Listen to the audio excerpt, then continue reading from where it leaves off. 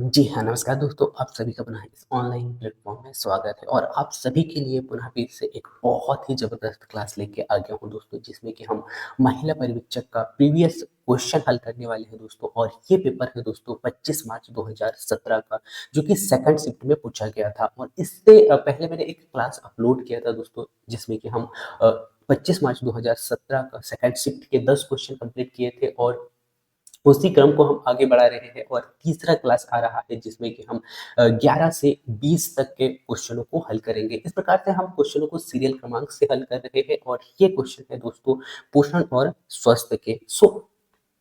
वो क्लास नहीं देखा तो एक बार ज़रूर देखिएगा दोस्तों, क्योंकि उस क्लास में मैंने क्वेश्चनों को बहुत ही डिटेल से एक्सप्लेन किया है और जितने फैक्ट और जितने पॉइंट बन सकते हैं उस क्वेश्चन से रिलेटेड उन सबको बहुत ही डिटेल से एक्सप्लेन किया है। और इस क्लास में भी हम उसी प्रकार से देखने वाले हैं। हर एक क्वेश्चन को बहुत ही डिटेल से देखेंगे, साथ ही साथ हर एक पॉइंट को यहाँ पे समझने का प्रयास करेंगे, जिससे कि आपको आपके एग्जाम में यहाँ से बहुत ही हेल्प मिले। और यदि आप टेस्ट लगा रहे होंगे दोस्तों, सो कहीं न कहीं आपको यहाँ से बहुत सारे फैक्ट और बहुत सारे पॉइंट आपको देखने को मिलेंगे और आपको टेस्ट नहीं बल्कि आपको एग्ज़ाम में भी बहुत हेल्प करेंगे। सो आप इस क्लास में शुरू से लास्ट तक बने रहिए दोस्तों। सो मैं लेके चलता हूँ आपको क्वेश्चन की ओर। और यहाँ पे पहला जो क्वेश्चन हमें आज की क्लास में देखने को मिला है दोस्तों, जो कि 11वां क्वेश्चन है हमारा। जैसे कि मैंने स्टार्ट में ही कहा है कि ये थर्ड क्लास है, क्योंकि फर्स्ट क्लास में हमने 1 से 10 तक क्वेश्चन कंप्लीट किया है। इसके बाद में ये सेकंड क्लास में हम 11 से 20 तक क्वेश्चन कंप्लीट कर रहे हैं। सो क्वेश्चन पूछा गया था दोस्तों आपको सेकंड शिफ्ट में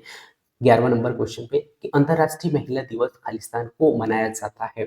सो आपको यहाँ पे बताना है कि अंतर्राष्ट्रीय महिला दिवस कब मनाया जाता है। सो आपके पास में ऑप्शन है दोस्तों 6 मार्च, 8 मार्च या 10 मार्च या फिर 15 मार्च। ठीक है, सो इस क्वेश्चन का राइट आंसर देना है।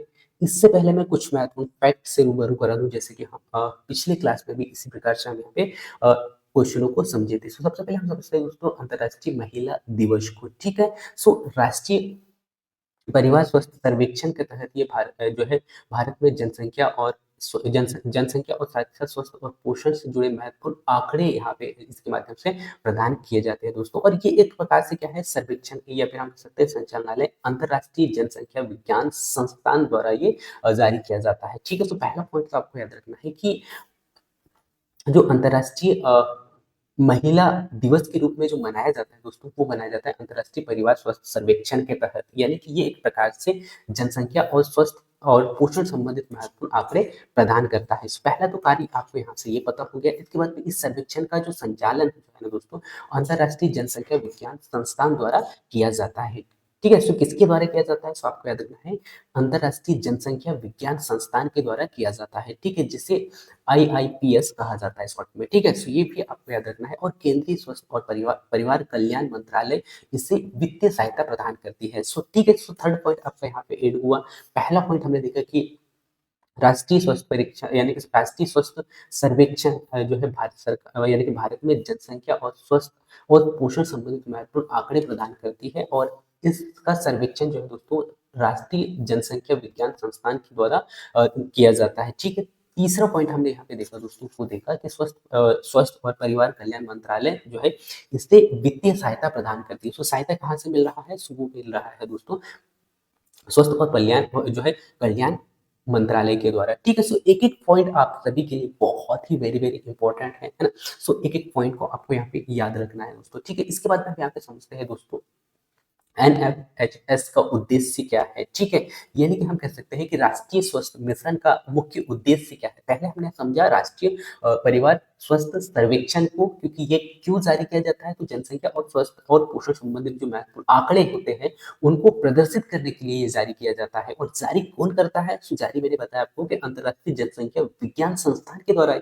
ये जारी किया जाता है। ठीक है, और इसे जो फंड हम कह सकते हैं या फिर वित्तीय सहायता कहाँ से मिलता है, तो वित्तीय सहायता मिलता है परिवार कल्याण मंत्रालय यानी कि स्वास्थ्य और परिवार कल्याण मंत्रालय के द्वारा, जिसे हम कह सकते हैं MOHFW के द्वारा जो है इसे वित्तीय सहायता प्रदान किया जाता है। सो ये तीनों फैक्ट बहुत ही वेरी वेरी इंपॉर्टेंट है। ठीक है, सो इनको आपको यहाँ पे याद रखना है। अब हम यहाँ पे समझते हैं राष्ट्रीय परिवार स्वास्थ्य सर्वेक्षण। ठीक है, सो राष्ट्रीय परिवार जो है स्वस्थ सर्वेक्षण का मुख्य उद्देश्य को हम यहाँ पे समझते हैं क्या उद्देश्य है। पहला उद्देश्य यहाँ पे आपको देखने को मिला दोस्तों। पहला उद्देश्य है स्वस्थ और पोषण संबंधित आंकड़े एकत्र करना, जैसे कि हमने स्टार्ट में ही कहा था, ठीक है।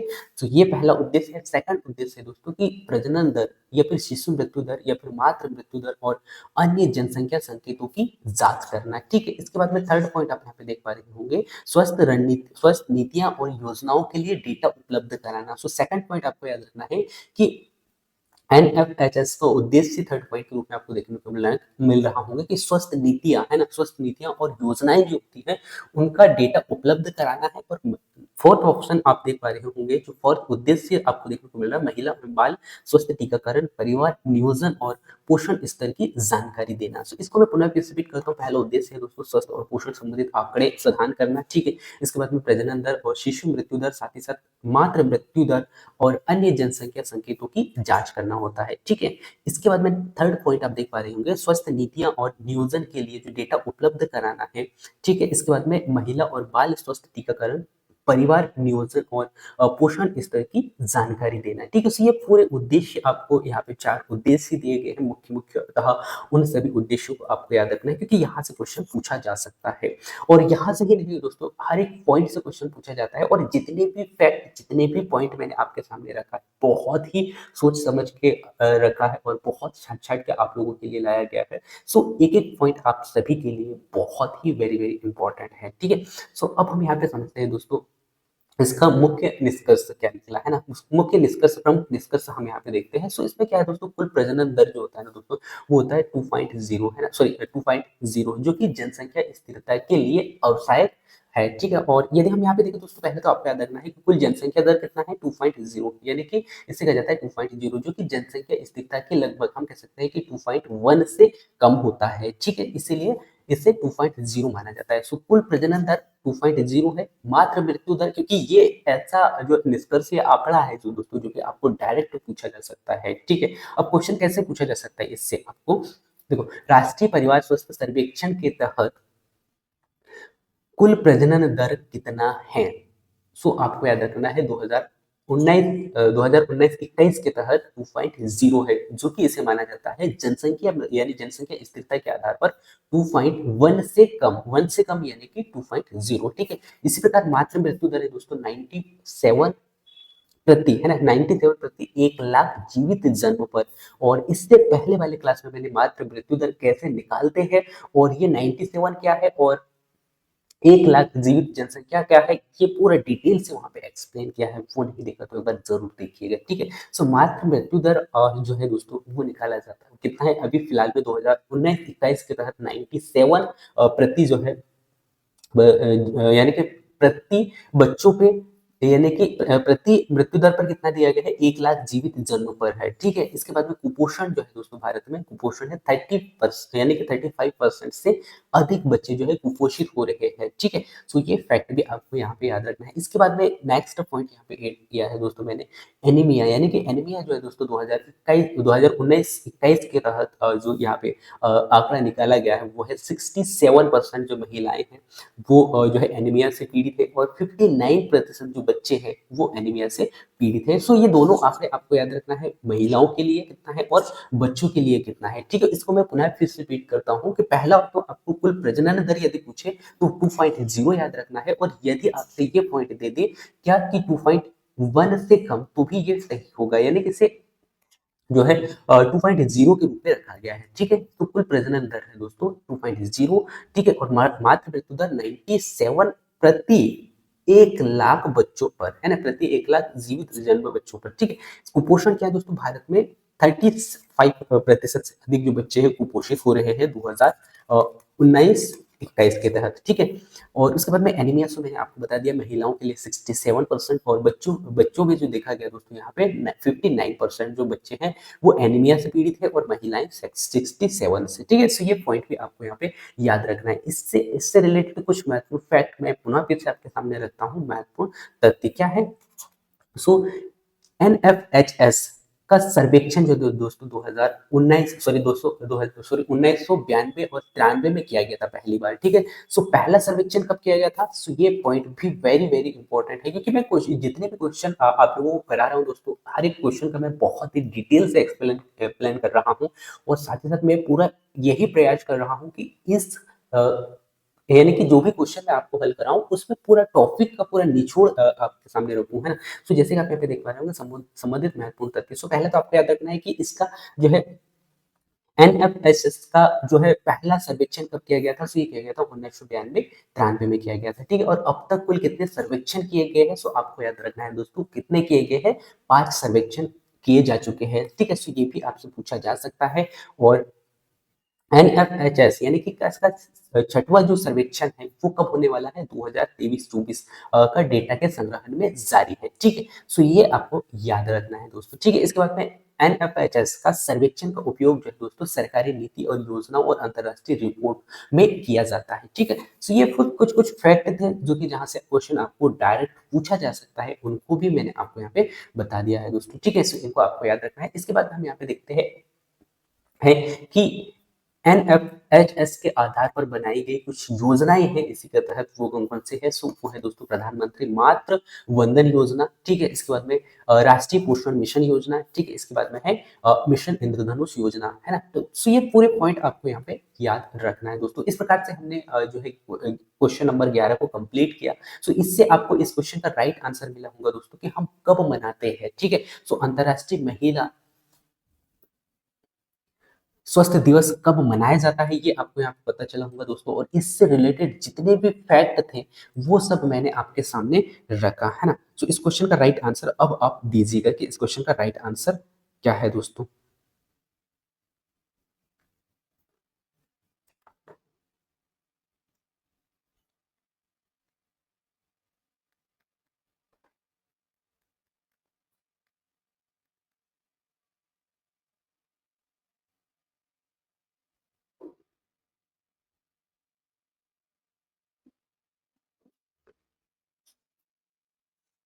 सो इस क्वेश्चन का राइट आंसर आप दे पा रहे होंगे दोस्तों 8 मार्च को। सो अंतरराष्ट्रीय महिला दिवस कब मनाया जाता है? 8 मार्च को मनाया जाता है, ठीक है। सो ये पॉइंट आपको याद रखना है। और अंतरराष्ट्रीय दिवस से संबंधित जितने भी फैक्ट बन सकते थे उन सभी को मैंने आपके सामने रखा दोस्तों। और इस प्रकार से हमारा क्वेश्चन यहाँ पे कंप्लीट होता है, ठीक है।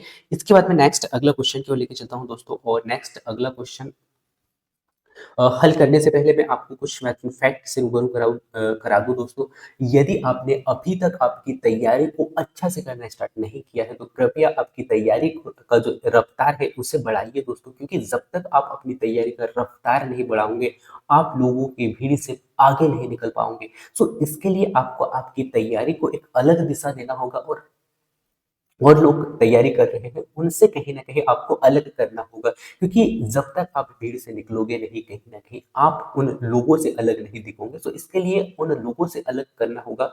और इसके लिए आपको जो भी मटेरियल चाहिए, हम कह सकते हैं कि वो चाहे टेस्ट हो या ऑफलाइन हो, या फिर आप नोट्स के माध्यम से तैयारी कर सकते हो या रिवीजन कर सकते हो, वो सब आपको अभी बहुत ही तेजी से करना होगा। और यदि आपने अभी तक कोई अच्छा सा बुक्स नहीं देखा है या अच्छा बुक नहीं खरीदा होगा जो कि रिवीजन के लिए बेस्ट हो, सो मैं आप सभी को बता दूं दोस्तों, मैंने एक बुक रिसर्च किया और बुक को देखा तो काफी अच्छा लगा मुझे, और उसी बुक के बारे में बताने वाला हूँ। और ये बुक है दोस्तों चक्षु प्रकाशन द्वारा प्रकाशित ये बुक है, जो कि काफी अच्छा है। और इन्होंने हर एक टॉपिक को बहुत ही अच्छा से एक्सप्लेन किया है। साथ ही साथ इनके पास में जो है टेस्ट के लिए बुक्स यहाँ पे इन्होंने दिया है, और हर एक क्वेश्चन को बहुत ही डिटेल से एक्सप्लेन किया है। सो इस बुक को ऑनलाइन परचेज करके भी आप आपकी तैयारी को और बेहतर कर सकते हैं। वैसे यदि हम देखें दोस्तों टेस्ट की, सो टेस्ट आपको वैसे ऑफलाइन नहीं बल्कि आपको ऑनलाइन लगाना चाहिए, क्योंकि हर क्लास में मैंने यही कहा है कि आप जो एग्जाम देने वाले हो वो होगा दोस्तों ऑनलाइन। सो कहीं ना कहीं आपको ऑनलाइन की प्रैक्टिस करना चाहिए। फिर भी यदि आप ऑफलाइन देखना चाहते हो तो इस बुक के माध्यम से आपकी तैयारी को और भी बेहतर कर सकते हैं। और इसका जो लिंक है दोस्तों इस वीडियो के नीचे डिस्क्रिप्शन में देखने को मिलेगा, वहां से जाके डाउनलोड सॉरी वहां से परचेज कर सकते हैं, ठीक है।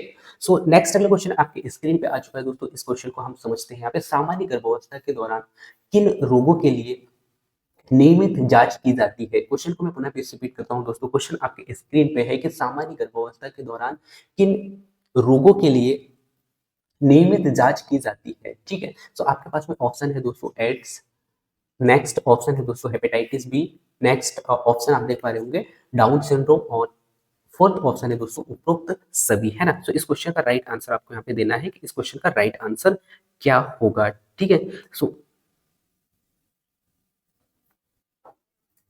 इससे पहले मैं कुछ महत्वपूर्ण फैक्ट आपके सामने रखता हूँ दोस्तों। गर्भावस्था के दौरान क्या होता है दोस्तों, नियमित स्वस्थ और जांच जो है अ, महिलाओं का होना बहुत ही ज़रूरी होता है, क्योंकि जिससे कि जो है बच्चे बच्चे जो है बच्चा सुरक्षित में हो, और बच्चे के लिए सुरक्षित अवसायक सुरक्षा अवसायक होता है। इसीलिए जो गर्भावस्था के दौरान जो होता है ना, माँ यानी कि माँ और बच्चे की सुरक्षा के लिए जाँच करवाना बेहद ज़रूरी होता है। ठीक है? सो इसीलिए जो है बार-बार समय-समय पर जो है इसमें महिलाओं की यानी कि जो गर्भवती महिलाओं का यहाँ पे जाँच करवाया जाता है, ठीक है? और इस प्रकार से कई बीमारियों की समस्या जो है समय पर पहचान किया जा सके, और उस आधार पर जो है उसका उपचार भी किया जा सके। इसीलिए भी ये जो है जाँच किया जाता है, और गर्भावस्था के दौरान जो है शिशु और माँ दोनों को गंभीर जटिलता से बचाया जा सके, ये भी इसका एक मुख्य कारण है, ठीक है? सो ये आपको याद रखना कि गर्भावस्था के दौरान नियमित स्वस्थ जाँच जो है माँ और बच्चे की सुरक्षा के लिए किया जाता है, और साथ ही साथ बहुत सारी जो बीमारियां हैं उनको समय से पहले पहचान लिया जाए, उनका पहचान कर लिया जाए, और उसके बाद में उनका उपचार करा सके पहले ही, और साथ ही साथ शिशु और माँ दोनों को गंभीर जटिलता से बचाया जा सके, ठीक है? और गर्भावस्था के दौरान जो है नियमित रूप से जिन बीमारियों की जाँच की जाती है, वो कौन-कौन से हैं, वो भी हम यहाँ पे देखेंगे, ठीक है? तो वैसे ये आपको याद रखना है कि किस लिए किया जाता है, तो माँ और बच्चे को दोनों को जो है स्वस्थ रखने के लिए किया जाता है, और भविष्य में उनको जो बीमारियाँ हो सकती है, उनका पहले ही पहचान करके उनका उपचार कर लिया जाता है, ठीक है? और इसीलिए उनको बार-बार चेकअप किया जाता है, ठीक है? अब इससे रिलेटेड कुछ महत्वपूर्ण फैक्ट मैं आपके सामने रखता हूँ कि गर्भावस्था के दौरान कौन-कौन सी बीमारियाँ हो सकती हैं, उनका यहाँ पे जाँच किया जाता है, ठीक है?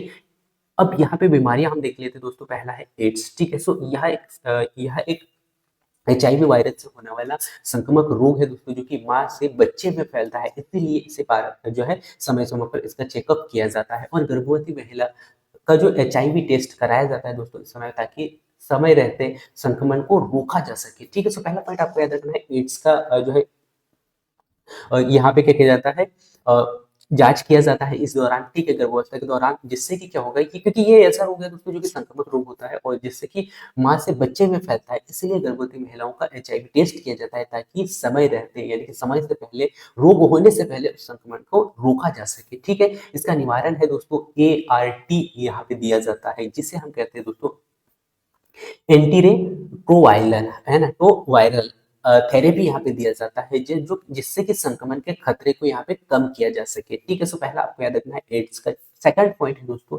हेपेटाइटिस बी, यानी कि यह लिवर संक्रमण का रोग है, और इससे वाले पहले वाले क्लास में मैंने हेपेटाइटिस के बारे में बहुत ही डिटेल से बताया है। सो सेकंड पॉइंट आपको याद रखना है कि जो हेपेटाइटिस बी है दोस्तों, यह लिवर संक्रमण का प्रमुख कारण है, और यदि गर्भवती महिलाओं को हेपेटाइटिस बी है, तो यह शिशु से यानी कि शिशु में जन्म के समय स्थानांतरित हो जाता है, इसी हो सकता है, इसीलिए जो है यहाँ पे हेपेटाइटिस बी का भी समय पर जांच किया जाता है, ठीक है? और जन्म के तुरंत बाद जो है बच्चों को हेपेटाइटिस बी वैक्सीन दी जाती है, ठीक है? तो ये आपको यहाँ पे याद रखना है। सो दो बीमारियां हमने देखा, पहला एड्स देखा जो कि वायरस जनित रोग है, जो कि माँ से बच्चे में डायरेक्ट फैलता है, इसीलिए इसका टीका लगाया जाता है, या फिर इसका जो है पहले परीक्षण किया जाता है। उसके बाद में हेपेटाइटिस बी हमने देखा, जो कि लीवर संक्रमण संबंधित प्रमुख रोग है, जो कि हर गर्भवती महिलाओं को हेपेटाइटिस बी यदि है तो जो है बच्चे को भी ये हो सकता है, ठीक है? यानी कि इस बीमारी का स्थानांतरण हो सकता है, इसीलिए परीक्षण करवाया जाता है, ठीक है? इसके बाद में सेकंड हम देखते हैं, थर्ड हम देखते हैं दोस्तों डाउन सिंड्रोम को, ठीक है? सो डाउन सिंड्रोम क्या है दोस्तों? डाउन सिंड्रोम यह एक आनुवंशिक विकार है दोस्तों, जो कि शिशु में मानसिक और शारीरिक विकास को प्रभावित करता है, ठीक है? सो इसीलिए भी जो है इस रोग के लिए जो है यहाँ पे जो गर्भवती महिला होती है उसका परीक्षण यानी कि चेकअप किया जाता है, ठीक है? और गर्भावस्था के दौरान यहाँ पे जो है अल्ट्रासाउंड और जो है ब्लड टेस्ट के माध्यम से इसकी जाँच की जाती है, ठीक है? सो डाउन सिंड्रोम का कैसे किया जाता है? सो आपको याद रखना है किसके माध्यम से? अल्ट्रासाउंड के माध्यम से, और बेस्ट टेस्ट के सॉरी ब्लड टेस्ट के माध्यम से इसका चेक किया जाता है कि डाउन सिंड्रोम रोग जो है इसके लक्षण कहीं न कहीं ये तो नहीं है गर्भवती महिला में, है ना? सो ये इसके माध्यम से चेक किया जाता है और इसका निवारण क्या है दोस्तों, कोई भी निश्चित इलाज नहीं है, लेकिन शीघ्र जाँच से उपचार की जो योजना है वो बनाई जा सकती है। ठीक है? सो यहाँ पे हमने देखा दोस्तों, पहला एड्स, उसके बाद में हेपेटाइटिस बी, इसके बाद में डाउन सिंड्रोम को। ठीक है? इसके बाद में संबंधित कुछ महत्वपूर्ण फैक्ट मैं आपके सामने रखता हूँ दोस्तों, जैसे कि आप स्क्रीन पे देख पा रहे होंगे।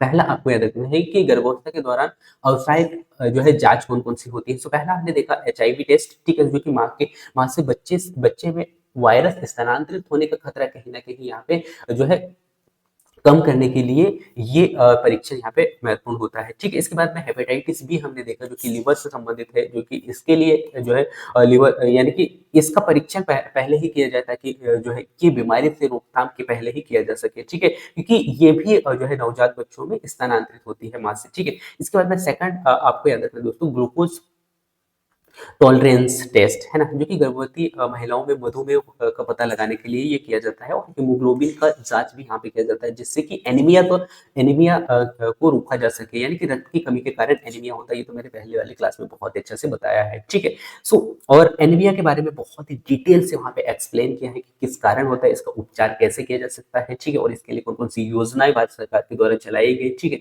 इन सब के बारे में बहुत ही डिटेल से वहाँ पे बताया है, ठीक है? सो वो नहीं देखो तो एक बार ज़रूर देखिएगा, ठीक है? सो पहला तो आपको याद रखना है कि हीमोग्लोबिन जाँच भी किया जाता है, ताकि एनीमिया से रोकथाम किया जा सके। अल्ट्रासाउंड स्कैन के माध्यम से बच्चों के विकास का पर निगरानी यहाँ पे किया जाता है। सो इस प्रकार से महत्वपूर्ण तथ्य मैंने रखा कि गर्भावस्था के दौरान जाँच कौन-कौन सी होती है। सो पहला जो जाँच एचआईवी का किया जाता है, इसके बाद में हेपेटाइटिस बी का किया जाता है, इसके बाद में ग्लूकोज टॉलरेंस टेस्ट किया जाता है, उसके बाद में हीमोग्लोबिन का चेक किया जाता है, ठीक है? सो ये आपको यहाँ पे याद रखना है। इसके बाद में नेक्स्ट आप यहाँ पे देख पा रहे होंगे, अल्ट्रासाउंड स्कैन, यानी कि बच्चों के विकास की निगरानी के लिए ये किया जाता है दोस्तों, ठीक है?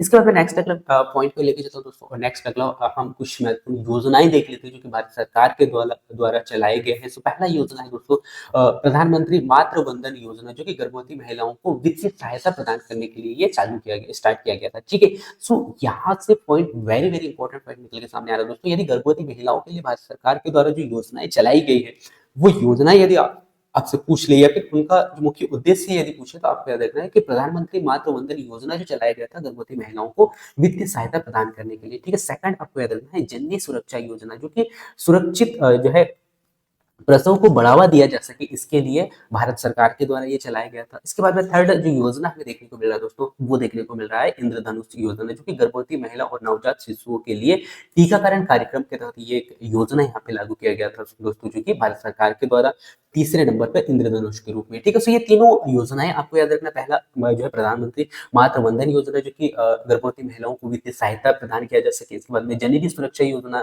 भारत सरकार ने लाया, जो कि सुरक्षित प्रसव को बढ़ावा दिया जा सके और महिलाओं को सुरक्षित प्रसव के लिए हॉस्पिटल या फिर संस्थान प्रदान किया गया, ठीक है? इसके बाद में इंद्रधनुष जो है मिशन इंद्रधनुष योजना भारत सरकार के द्वारा यहाँ पे लाया गया दोस्तों, जो कि गर्भवती महिलाओं और नवजात शिशुओं को टीकाकरण के माध्यम से उनको सुरक्षित किया जा सके, ताकि जो है कोई भी रोग उन्हें डायरेक्ट अटैक न करे, और जो बहुत सारी जो बीमारियां हैं नवजात बच्चों माँ से बच्चों में होती है, या फिर बच्चे को आगे रोगों से खतरा है, तो उसको बचाने के लिए पहले ही बच्चे को टीका लगाया जाता है, जो कि इंद्रधनुष के माध्यम से ये योजना यहाँ पे लागू किया गया था, ठीक है? सो इस प्रकार से हमने जो है क्वेश्चन नंबर 12 को बहुत ही डिटेल से देखा दोस्तों।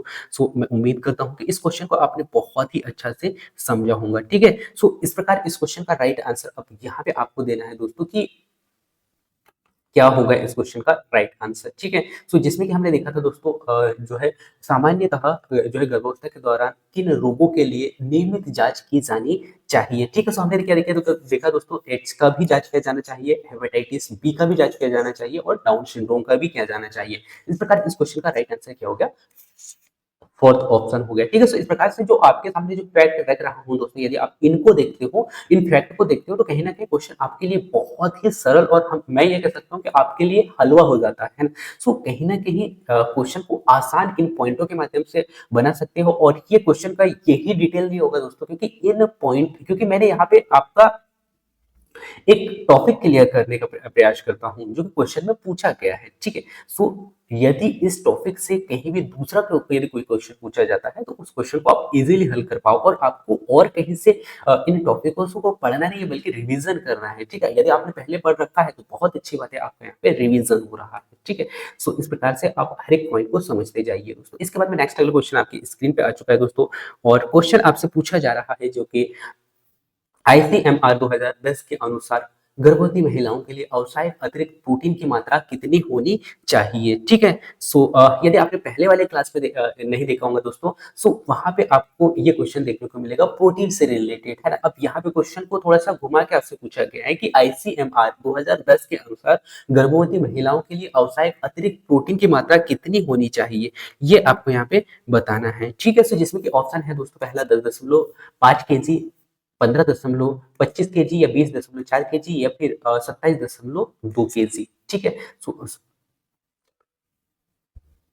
सॉरी माफ कीजिएगा, यहाँ पे केजी नहीं ग्राम है ना, ठीक है, क्योंकि मैंने यहाँ पे ध्यान नहीं दिया क्योंकि केजी तो बहुत ज्यादा हो जाएगा, ठीक है। सो जो प्रोटीन दिया जाता है वो ग्राम में दिया जाता है, ठीक है। सो पहला ऑप्शन जो आप देख पा रहे होंगे 10.5 ग्राम, इसके बाद में 15.25 ग्राम और 20.4 ग्राम या फिर 25.2 ग्राम, ठीक है। सो ये आपको बताना है कि गर्भवती महिलाओं को जो है आईसीएमआर के तहत कितना अतिरिक्त प्रोटीन की मात्रा यहाँ पे दी जाती है। इससे पहले कुछ महत्वपूर्ण फैक्ट रखता हूँ जिससे कि क्वेश्चन आपका आसान हो। सो आप सभी को पता है दोस्तों कि भारतीय चिकित्सा अनुसंधान परिषद के तहत जो है गर्भवती महिलाओं को 2 पॉइंट यानी कि 27 पॉइंट, या मैं कैसे कह सकता हूँ 27.2 ग्राम प्रोटीन की आवश्यकता होती है, ठीक है। और ये किसने निकाला है, भारतीय चिकित्सा अनुसंधान परिषद के अनुसार, ठीक है। सो आपको याद रखना है कि भारतीय चिकित्सा अनुसंधान परिषद के तहत गर्भवती महिलाओं को 27.2 ग्राम प्रोटीन की आवश्यकता होती है।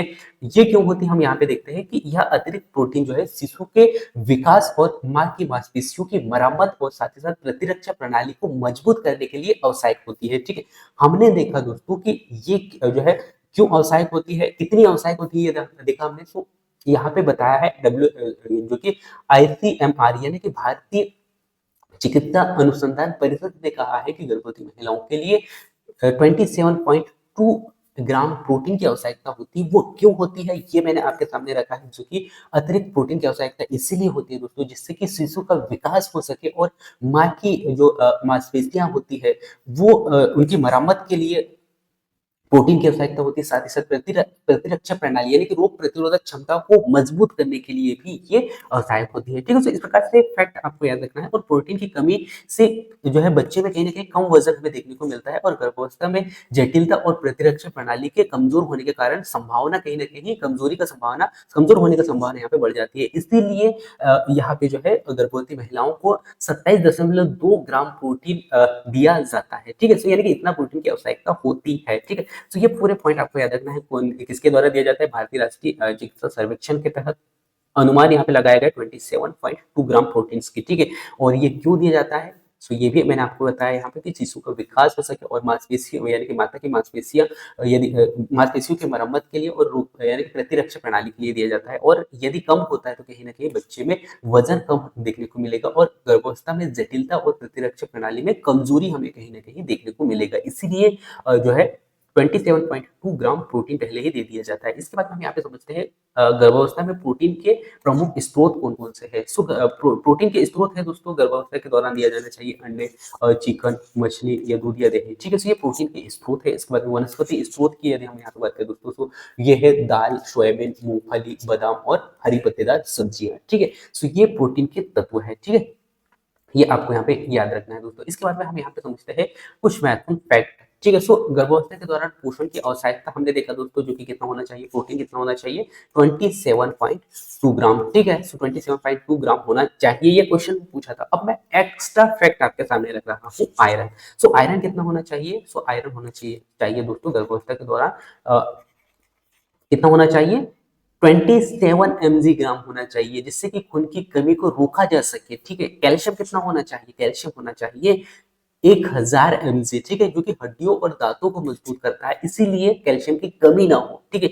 और नेक्स्ट अगला फोलिक एसिड जो कि 400 एमसीजी होना चाहिए जो कि शिशु के मस्तिष्क और रीढ़ की हड्डी का विकास अच्छा से हो सके, ठीक है। सो ये ऐसे पॉइंट है दोस्तों जहां से आपके क्वेश्चन यानी कि आपको क्वेश्चन पूछे जाने की जो संभावना है कहीं ना कहीं काफी ज्यादा है, ठीक है। सो संबंधित महत्वपूर्ण फैक्ट में गर्भावस्था के दौरान क्या क्या आवश्यक होता है, 27.2 ग्राम अतिरिक्त प्रोटीन, सॉरी अतिरिक्त आपके पास में प्रोटीन होना चाहिए, आयरन कितना होना चाहिए 27 mg होना चाहिए, कैल्शियम कितना होना चाहिए 10 1000 यानी कि 1000 mg होना चाहिए। क्यों? क्योंकि ये हड्डी और दांतों को मजबूत रखता है, ठीक है, मजबूत करता है, ठीक है। इसके बाद में फोलिक एसिड मैंने बताया दोस्तों यहाँ पे 400 mcg। तो ये जितने भी पॉइंट, जैसे कि यदि आप कैल्शियम देखोगे दोस्तों या फिर फोलिक एसिड देखोगे तो इससे पहले क्वेश्चन बन चुका है।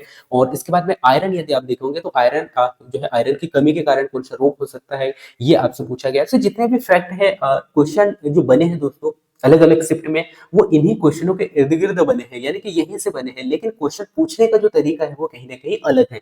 तो यदि आपका टॉपिक क्लियर होता है तो क्वेश्चन आपसे गलत नहीं होगा, क्योंकि क्वेश्चन को आप समझ जाओगे, और क्वेश्चन को यदि समझते हो तो कहीं ना कहीं क्वेश्चन का आंसर आप बहुत ही इजीली दे पाओगे, ठीक है। सेकंड आप यहाँ पे देख पा रहे होंगे दोस्तों, हम यहाँ पे देखते हैं भारत सरकार द्वारा चलाए गए योजनाएं, ठीक है। सो यहाँ पे चलाया गया था दोस्तों, जैसे कि मैंने स्टार्ट में ही इससे पहले वाले जो क्वेश्चन देखा हमने वहां पे भी देखा था कि मातृ वंदन जो योजना है ये भारत सरकार के द्वारा चलाया गया था, जो कि गर्भवती महिलाओं को वित्तीय सहायता प्रदान किया जा सके। जननी सुरक्षा योजना चलाया गया था दोस्तों, जो कि सुरक्षित प्रसव को बढ़ावा दिया जा सके। और इंद्रधनुष योजना चलाया गया था जो कि नवजात शिशु और माता के लिए टीकाकरण कार्यक्रम यहाँ पे लाया जा सके, जो कि संक्रमण और जो खतरनाक जो रोग है उनका पहले ही टीकाकरण के माध्यम से उनको कम किया जा सके, ठीक है, या फिर उनसे सुरक्षित शिशु को रखा जाए, है ना।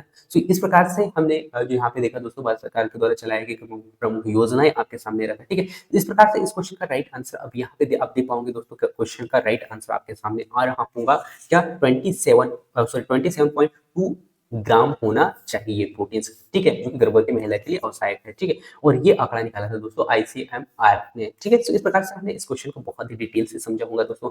और मैं नहीं समझता दोस्तों कि इससे और महत्वपूर्ण फैक्ट निकल के आ सकते हैं क्वेश्चन से रिलेटेड, ठीक है। सो आप हर एक पॉइंट को आप समझते जाइए, और आपके सामने मैंने जितने भी पॉइंट रखा है वो बहुत ही छाट छाट के, या मैं ये कह सकता हूँ कि छान छान के आप लोगों के लिए लेके आया है, जिससे कि आपका समय भी बर्बाद ना हो, क्योंकि एग्जाम डेट काफी नजदीक है और ऐसे में आपको फैक्ट फैक्ट पढ़ना होता है, ठीक है। सो एक एक पॉइंट आपके लिए बहुत ही वेरी वेरी इंपॉर्टेंट, हर एक पॉइंट को आप समझते जाइए।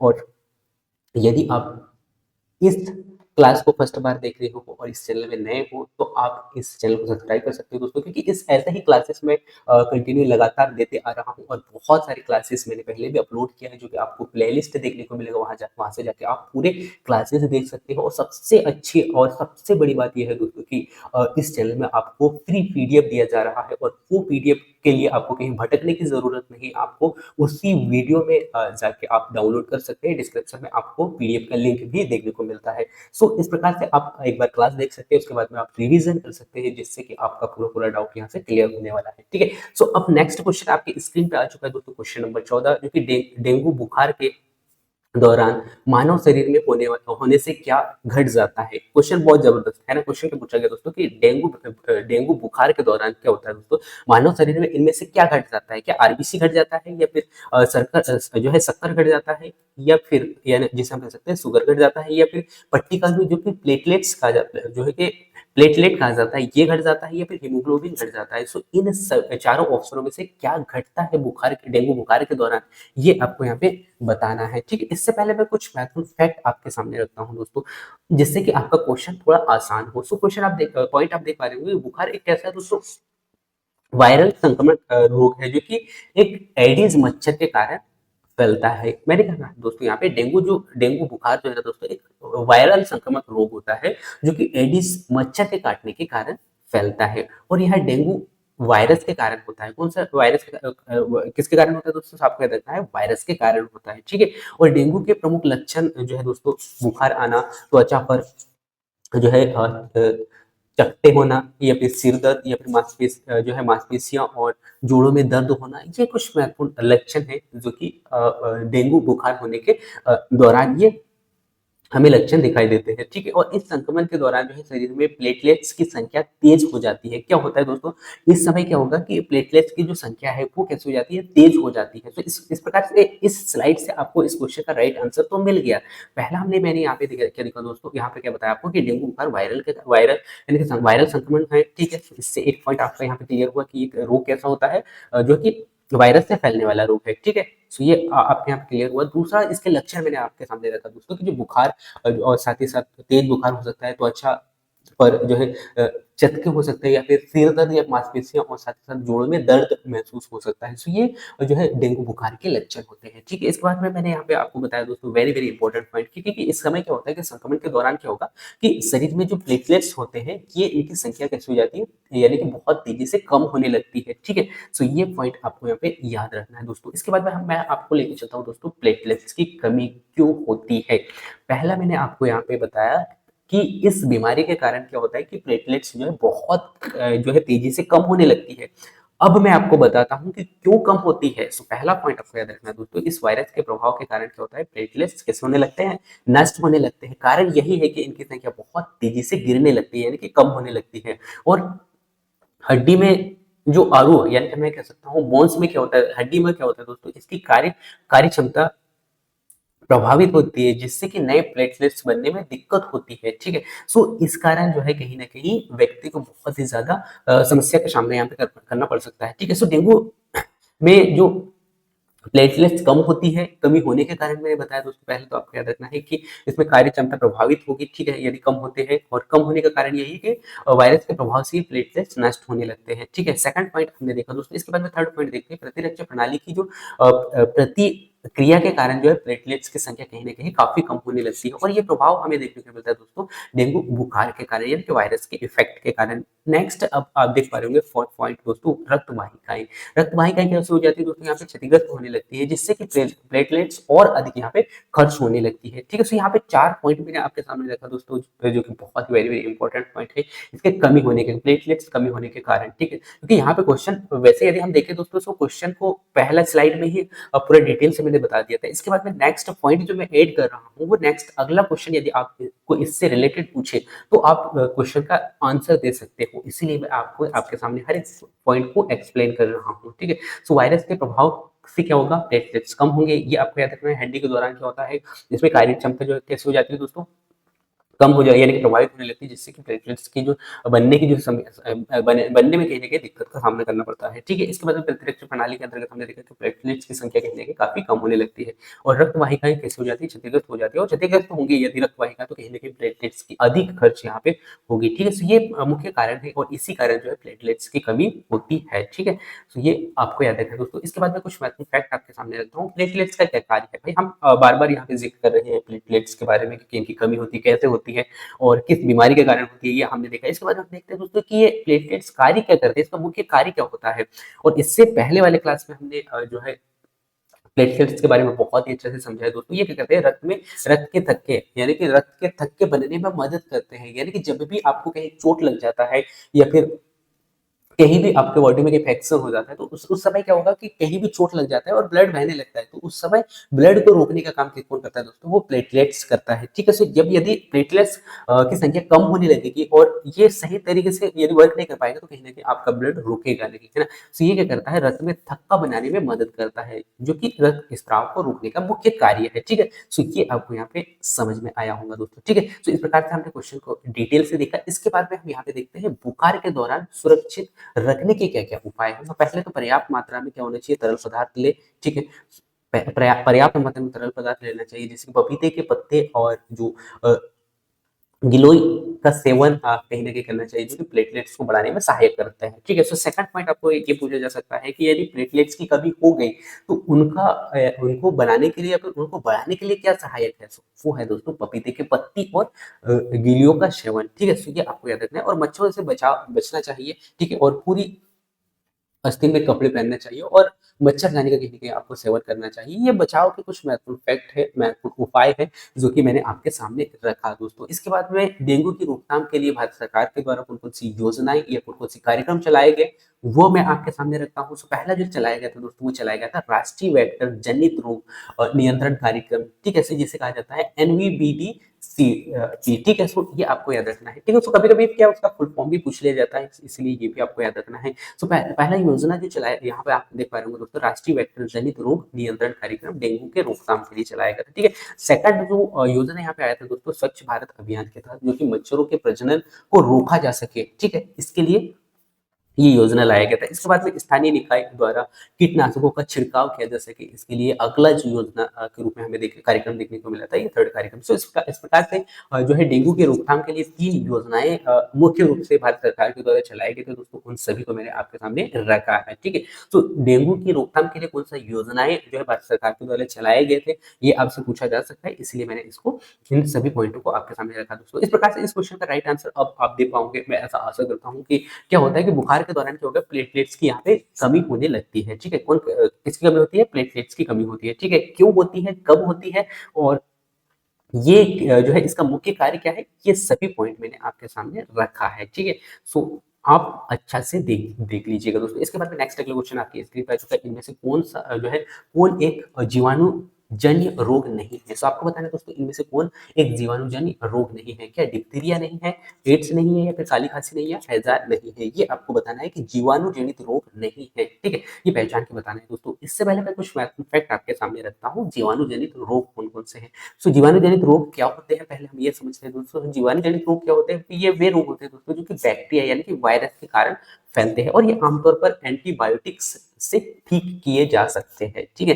तो पहला पॉइंट आपको याद रखना है कि जो ये जीवाणु जो कैसे होते हैं, बैक्टीरिया यानी कि वायरस के कारण फैलने वाले होते हैं, और इनको एंटीबायोटिक्स के माध्यम से ठीक किया जा सकता है। और ये वायरस जनित रोग होते हैं दोस्तों जो कि वायरस के कारण फैलते हैं, और एंटीबायोटिक्स इन पर जो है प्रभाव नहीं डालता है, ठीक है, यानी कि प्रभावी नहीं होता है। इसलिए जो है इन बीमारियों को, यानी कि बैक्टीरिया के होने वाली जो बीमारियां हैं उनको इनके माध्यम से यानी कि एंटीबायोटिक के माध्यम से ठीक किया जा सकता है, ठीक है। इसके बाद में हम यहाँ पे देखते हैं दोस्तों, एड्स एक वायरल रोग होता है दोस्तों जो कि एचआईवी के कारण फैलता है। पहला पॉइंट आपको याद रखना है, एचआईवी के कारण एड्स जो है एचआईवी के कारण फैलता है, ठीक है। तो हमने देखा दोस्तों, पहला तो जीवाणु जो है, जीवाणु जनित जो रोग है दोस्तों, ये कैसे बैक्टीरिया के कारण फैलते हैं, और वायरस जनित जो रोग है ये वायरस के कारण फैलते हैं, ठीक है। ये जो कि और इनको एंटीबायोटिक से क्या किया जाता है, ठीक किया जा सकता है, ठीक है। और इसके बाद में नेक्स्ट हम यहाँ पे देखते हैं दोस्तों, फर्स्ट ऑप्शन आपको देखने को मिलेगा एड्स, ठीक है। जो कि एड्स क्या है दोस्तों, ये एक प्रकार से वायरल रोग है, ठीक है, जो कि जीवाणु जनित नहीं है बल्कि वायरल रोग है, जो कि एचआईवी से कहा जाता है, ठीक है। जो कि एचआईवी के कारण, सॉरी एचआईवी नहीं कहा जाता बल्कि एचआईवी के कारण होता है, ठीक है। सो एड्स एक ऐसा रोग है जो कि वायरल रोग है, ठीक है। तो इस प्रकार से इस क्वेश्चन का राइट आंसर आप दे पाओगे दोस्तों, जो कि जितने भी रोग है वो चाहे डिप्थीरिया हो या काली खांसी हो या हैजा हो, ये किसके कारण होते हैं, जीवाणु के कारण होते हैं। लेकिन नहीं हो तो ये है दोस्तों एड्स, है ना, जो कि एड्स किसके कारण होता है, ये होता है वायरल के कारण, ठीक है। सो ये आपको यहाँ पे याद रखना है दोस्तों, ठीक है। इसके बाद में कुछ महत्वपूर्ण फैक्ट मैं आपके सामने रखता हूँ दोस्तों। क्या टाइफाइड क्या है दोस्तों, टाइफाइड को हम यहाँ पे समझते हैं, क्योंकि ऑप्शन में आपको ये देखने को मिल रहा है। टाइफाइड क्या है दोस्तों, टाइफाइड को यदि हम देखें दोस्तों, महत्वपूर्ण जीवाणु जनित जो रोग है वो हम यहाँ पे देख लेते हैं। पहले जीवाणु जनित रोग कौन कौन से है, जीवाणु जनित टाइफाइड हो गया, मेनिंजाइटिस हो गया, और टीबी हो गया। ये कुछ महत्वपूर्ण रोग है जो कि जीवाणु जनित रोग है, यानी कि जीवाणु के माध्यम से फैलते हैं, ठीक है। तो यानी कि जीवाणु के माध्यम से फैलाए जाते हैं और लोगों को होते हैं, ठीक है। इसके बाद में नेक्स्ट मैं आपके सामने रखता हूँ वायरल जनित रोग, ठीक है। सो वायरल जनित रोग जो होगा दोस्तों वो होगा कौन कौन सा, इन्फ्लुएंजा, डेंगू और कोविड-19। तो ये ऐसे रोग है जो कि वायरल के माध्यम से फैलते हैं, ठीक है। तो ये आपको याद रखना है दोस्तों। मैंने क्या बताया दोस्तों, जीवाणु जनित रोग कौन कौन से, टाइफाइड, मेनिंजाइटिस जिसे टीबी कहा जाता है, ठीक है। मैं टीबी इस प्रकार से 3 रोग मैंने आपके सामने रखा। इसके बाद में मैं आपको वायरल रोग जो कि इन्फ्लुएंजा, डेंगू और कोविड-19, ठीक है। सो ये फैक्ट आपको याद रखना है। इसके बाद में नेक्स्ट इसकी रोकथाम क्या क्या है दोस्तों, इसकी रोकथाम है आप जो है टीकाकरण के माध्यम से इसका रोकथाम कर सकते हैं, और वो है पोलियो, हेपेटाइटिस बी और वैक्सीन लगा, यानी कि बी हेपेटाइटिस बी वैक्सीन लेना होगा, ठीक है। तो इस प्रकार से आपको याद रखना है, ठीक है, इसकी रोकथाम है, ठीक है। इसके बाद में आपको क्या करना होगा दोस्तों, जो है आपका हाथ जो है धोना चाहिए, जिससे कि बैक्टीरिया और वायरस से बचाव किया जा सके, जिससे कि आप स्वच्छता बनाए रख सके। और उसके बाद में कार्यक्रम ये जो है संक्रमण का नियंत्रण आप कर सकते हैं, जो कि दूषित भोजन से आपको बचना होगा, और पानी शुद्ध आपको पीना होगा, ठीक है। तो इस प्रकार से जो है दूषित भोजन और दूषित जल से आपको बचना होगा, यही इसके उपाय है, ठीक है। तो इस प्रकार से हमने यहाँ पे देखा दोस्तों, जीवाणु जनित रोग कौन-कौन से हैं और उसके बाद में आपको इस क्वेश्चन से पता हो यानी कि इस क्वेश्चन का राइट आंसर पता हुआ होगा पूरा डिटेल देखकर कि ऐसा एक ही रोग है जो कि एड्स रोग है, जो कि किसके कारण नहीं फैलता है? सो ये आपको देखने को मिलेगा दोस्तों जीवाणु जनित रोग है, तो जीवाणु जनित रोग नहीं है, ठीक है? और जीवाणु जनित रोग कौन-कौन से हैं वो मैंने आपके सामने रखा है, ठीक है? सो इस प्रकार से आपका क्वेश्चन यहाँ पे कंप्लीट होता है दोस्तों, ठीक है? सो इस प्रकार से आपने हर एक पॉइंट को बहुत ही डिटेल से देखा होगा, मैं ऐसा आशा करता हूँ दोस्तों, ठीक है? और नेक्स्ट अगला क्वेश्चन की ओर लेके चलता हूँ दोस्तों। नेक्स्ट अगला क्वेश्चन आपके स्क्रीन पे आ चुका है। बैक्टीरिया और वायरस के बीच में अंतर भी आप देख लीजिएगा दोस्तों, जो कि कुछ-कुछ फैक्ट आपको देखने को मिलता है दोस्तों। यदि हम आकार की बात करें दोस्तों, तो आकार जो है 1 से 5 माइक्रोन का होता है बैक्टीरिया का, और यहीं पे यदि हम देखें दोस्तों वायरस के यानी कि आकार बड़ा कितना होता है 1 से 5 माइक्रोन का होता है, ठीक है? और यदि हम छोटा देखें दोस्तों, तो छोटा इसका होता है 0.2 माइक्रोन से 0.4 माइक्रोन का, क्योंकि ये भी कभी-कभी शायद आपसे पूछा जा सकता है। और इसकी संरचना कैसी होती है दोस्तों, जो है कोशिका दीवार और झिल्लियों के माध्यम से होती है, और डीएनए या फिर आरएनए के ये बने होते हैं, ठीक है? तो ये कुछ महत्वपूर्ण फैक्ट है जो आप देख लीजिएगा, ठीक है? इसके बाद मैं नेक्स्ट क्वेश्चन की ओर लेके चलता हूँ दोस्तों, और नेक्स्ट क्वेश्चन आपके स्क्रीन पे आ चुका है, जो कि आपसे पूछा गया है कि भारत सरकार द्वारा पोषण संबंधित रक्त लापता या फिर रोग निरोधक कार्यक्रम वर्ष खालिस्तान में आरंभ किया गया था। तो किस वर्ष ये आरंभ किया गया था, ये आपको यहाँ पे बताना है दोस्तों, जिसमें कि ऑप्शन है 1982, 1980, 1970 या 1972, ठीक है? सो इस क्वेश्चन का राइट आंसर आप दीजिए कि क्या होगा, ठीक है? सो इससे पहले मैं आपको कुछ फैक्ट बताता हूँ दोस्तों। सो पोषण संबंधित जो रक्त अलापता यानी कि यानी कि रोग निरोधक कार्यक्रम जो लाए गए थे दोस्तों भारत सरकार के द्वारा, वो लाए गए थे 1970 में। सो भारत सरकार ने 1970 में जो है ये कार्यक्रम यहाँ पे चालू किया था, ये आपको याद रखना है दोस्तों। और इस कार्यक्रम का मुख्य उद्देश्य क्या था दोस्तों, सो आपको याद रखना है गर्भवती महिलाओं और जो धत्री माताओं, जो यानी कि हम कह सकते हैं कि स्तनपान कराने वाली जो माताएं हैं, महिलाएं हैं, उनको और बच्चों में जो आयरन या फिर फोलिक एसिड की कमी को रोकना इसका मुख्य उद्देश्य था। सो ये उद्देश्य भी आपसे पूछा जा सकता है, जो मैंने आपके सामने उद्देश्य को रखा। कब स्टार्ट किया गया था? 1970 में किया गया था। इसका मुख्य उद्देश्य क्या था? सो ये गर्भवती महिलाओं और जो स्तनपान कराने वाली जो महिलाएं हैं, और साथ साथ बच्चों में आयरन व फिर फोलिक एसिड यानी कि एसिड का कमी ना हो, इसकी रोकथाम किया जा सके, इसके लिए ये जो कार्यक्रम यहाँ पे चलाया गया था। और भारत में एनीमिया रक्तलाप का एक प्रमुख समस्या रही है, और खासकर महिला और बच्चों में ये देखने को मिलता है, ठीक है? और कितना परसेंट जो है एनीमिया से जो है भारत में पीड़ित है, उन सब के बारे में बहुत ही डिटेल से पिछले क्लास में मैंने बताया है दोस्तों, ठीक है? इस कार्यक्रम के तहत क्या होता है दोस्तों, महिलाओं और बच्चों को आयरन और फॉलिक एसिड की गोलियां यहाँ पे दी जाती है, ठीक है? सो पोषण संबंधित जितने फैक्ट थे वो मैंने आपके सामने रखा। इसका उद्देश्य क्या है था, इसके बाद में भारत में एनीमिया का प्रमुख समस्या रही, और इसीलिए जो है भारत सरकार ने ये कार्यक्रम चलाया था, यानी कि लाया था दोस्तों, ठीक है? इसके बाद में नेक्स्ट कुछ महत्वपूर्ण फैक्ट हम देखते हैं दोस्तों, एनीमिया क्या है, क्योंकि हम इसका काफी बार-बार जिक्र कर रहे हैं। सो एनीमिया एक ऐसा स्थिति है दोस्तों, जिसमें कि रक्त क्या होता है, यानी कि रक्त में हीमोग्लोबिन का स्तर सामान्य से कम होने लगता है, ठीक? और सामान्य से कम यदि होने लगता है, तो कहीं न कहीं आपके ऑक्सीजन में आपूर्ति होगा, और थक्का थक्का यानी कि थकान, जैसे कि कमजोरियाँ, चक्कर आना और सांस फूलने जैसी जो समस्याएँ हैं, वो कहीं न कहीं आप में देखने को मिलती है, ठीक है? सो एनीमिया क्या है? क्या आपको समझ में आया? ये एक ऐसा स्थिति रहता है जिसमें रक्त में हीमोग्लोबिन का स्तर सामान्य होने लगता है, ठीक है? और हीमोग्लोबिन का कार्य क्या है? तो आप सभी को बता दूं कि ये क्या करता है, रक्त में लाल जो है रक्त लाल क्यों होता है? हीमोग्लोबिन के कारण, ठीक है? और यदि हीमोग्लोबिन की कमी यदि रक्त में होती है, तो कहीं न कहीं आपको एनीमिया का शिकार जो है एनीमिया से आप प्रभावित हो सकते हैं, ठीक है? सो इसीलिए जो है ये आपको याद रखना है कि ये क्या है, एक प्रकार से यानी कि जिसमें रक्त में हीमोग्लोबिन का स्तर सामान्यतः कम होने लगता है, जो कि ऑक्सीजन की आपूर्ति प्रभावित होती है, जिससे कि थकान, कमजोरी जैसे या सांस फूलना जैसी समस्याएं आपको हो सकती है, ठीक है? सो ये फैक्ट भी आपको समझ में आया होगा। और भारत में एनीमिया की स्थिति क्या है, ये भी मैं आपको बता दूं दोस्तों, जो कि 2021 के तहत ये यहाँ पे निकाला गया था, जो कि 15 से 49 वर्ष की जो महिलाएं हैं, उनमें देखा गया दोस्तों, जो टोटल आंकड़ा जो निकाला गया, वो निकाला गया है 57 प्रतिशत महिलाओं को यहाँ पे एनीमिया जो है भारत में देखा गया है, ठीक है? इसके बाद में 5 वर्ष से कम उम्र के जो बच्चे हैं, उनको 67, लगभग भारत में 67% जो बच्चे हैं, उनको जो है एनीमिया से ग्रसित माना गया है। ठीक है, तो इस प्रकार से आपको आंकड़ा भी पूछा जा सकता है, स्थिति पूछा जा सकता है अलग-अलग सन का। अभी तो खैर वैसे 2021 का ही ये लगभग पूछा गया है जितने भी क्वेश्चन बने हैं। सो 21 के फैक्ट मैंने आपके सामने रखा है दोस्तों, ठीक है।